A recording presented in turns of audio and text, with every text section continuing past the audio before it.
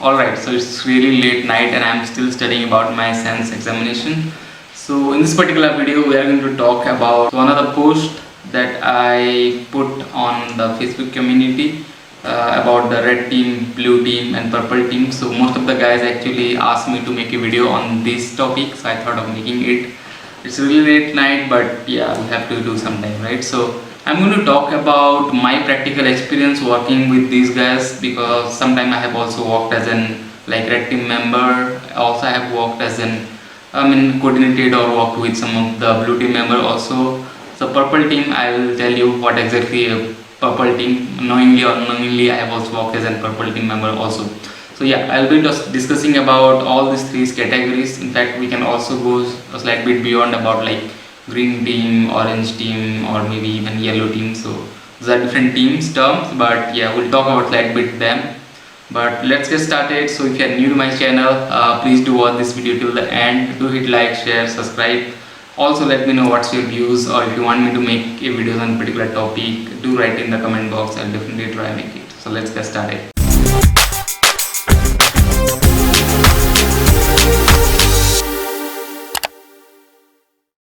So let's first talk about what is a red team. So a red team basically are a group of members who basically check the security of a particular organization. So when I say the security, it's about you want to know like how much strong your organization stand when in with respect to some of the external attacker, or let's say there are a group of hackers who are trying to perform some of the malicious attack on your website or maybe on your organization. So red team basically evaluate your organization security level. So what they does basically is they perform both internal and external whatever way in order to basically compromise the organization network up to whatever depth they can go for, and they basically figure out where your company or the organization stand with respect to security. So that's the primary purpose of a red team. So if you talk about the red teams, there are different approach or different stages, I would say.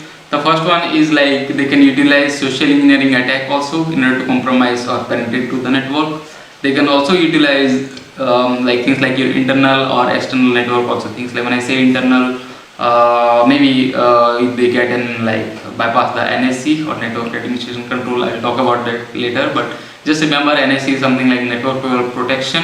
Whenever someone plug in the Ethernet cable or something, you don't get a valid IP address from the organization, right? So just quickly go through. Now things like they can also target some of the Wi-Fi based attack. They can also try attack some of the exposed port or services by using a default credential.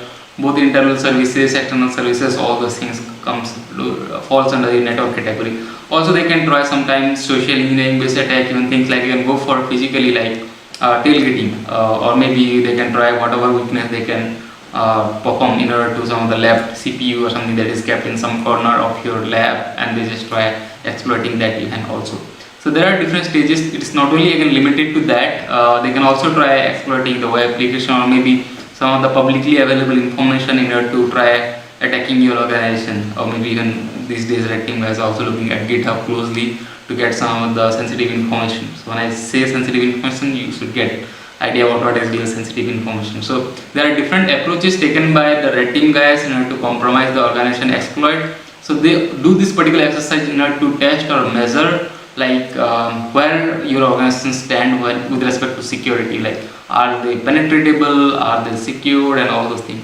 So since I have performed some of my internal or external penetration testing or red teaming activity, so it was basically like some of the temporary arrangement that we have done, and we tried to exploit whatever we can, basically even by sending some of the phishing mail and all those things. So there was a big exercise that we have done in order to compromise maximum level of the organization, and it was pretty successful actually.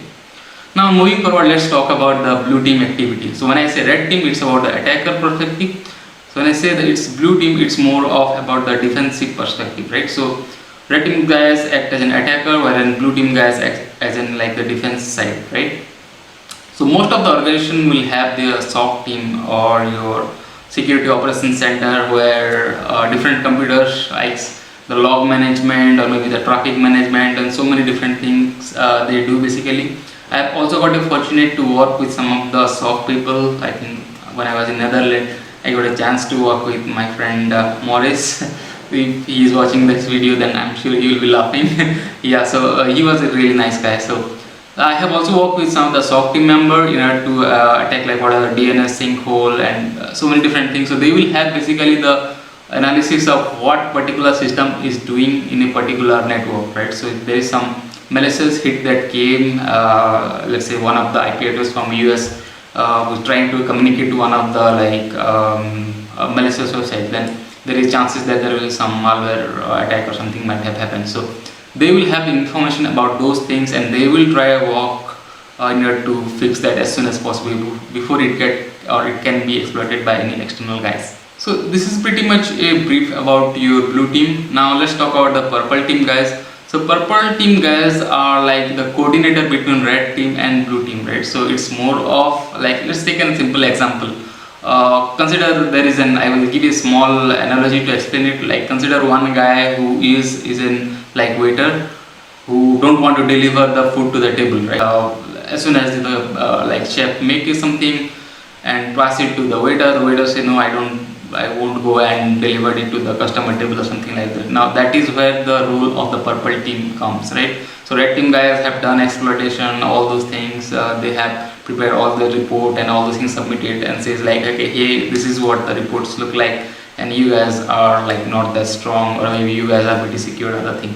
Now whereas the blue team will guys says, okay, no, this is some of the false positive, or maybe these are not really an issue and things like that, and the defense guys will say something. Now that is where there is some like misunderstanding or not a cooperation between red team and blue team. Sometimes it happens in some organizations. So a purple team guys basically come across and act as a coordinator between red team and blue team, and they just ensure that there is some healthy interaction between red team and blue team, right? So this is the primary role of a purple team. It's pretty rare a purple team, they don't call it usually purple team, sometimes people call it management and all those things, right? So yeah, but to give you an idea, that is how the purple team should look like. I have just added one triangle over here, so you could see that where is the red team, where is the blue team, where is the purple team, right? So you would have got some idea like which team stand where. So I think I will put one image over here so you could see that how does the red team and blue team typically interact. So trust me guys, it is one of the really important part when a red team and blue team actually interact in a healthier way, to make the organization secure. Now in summary, both red team and blue team are important, even purple team or yellow, green, whatever team you can say. I will just put the graph, you can try like making out what is a blue team or yellow team or even red team and all those things, right? So you can make some idea about it.